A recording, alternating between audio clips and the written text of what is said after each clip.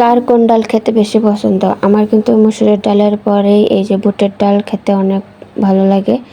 এখানে এই যে বুটের ডালগুলা ধুয়ে পরিষ্কার করে নিয়ে এটা কিন্তু প্রেসার কুকারে সিদ্ধ করে নিব। আমি একটু ফেনাটা উঠিয়ে নিচ্ছি। ফেনাটা উঠিয়ে ভালোভাবে 4টা সিটি দিয়ে আমি সিদ্ধ করে নিয়েছি। এই যে দেখুন 4টা সিটি দিলেই কত সুন্দরভাবে সিদ্ধ হয়ে আসছে। এখন আমি এটার ভিতরে কাঁচামরিচ দিয়ে দেব।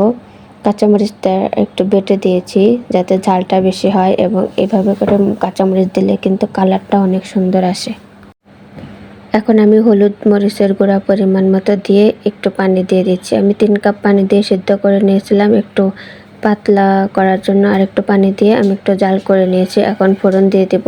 ফোড়নে গরম মশলা দিতে হবে, এলাচ, দারচিনি, তেজপাতা, পেঁয়াজ এবং অল্প একটু রসুন দিয়ে ভালোভাবে লাল লাল করে ভেজে নেব। এখানে বাটা মশলাও দেওয়া যাবে, আবার না দিলেও চলবে। আমি সব কিছু ফোড়নেই দিচ্ছি, কোনো বাটা মশলা ব্যবহার করব না। এখানে আমি আদাও দিয়ে দিচ্ছি। আদা দিলে খুবই ভালো লাগে খেতে।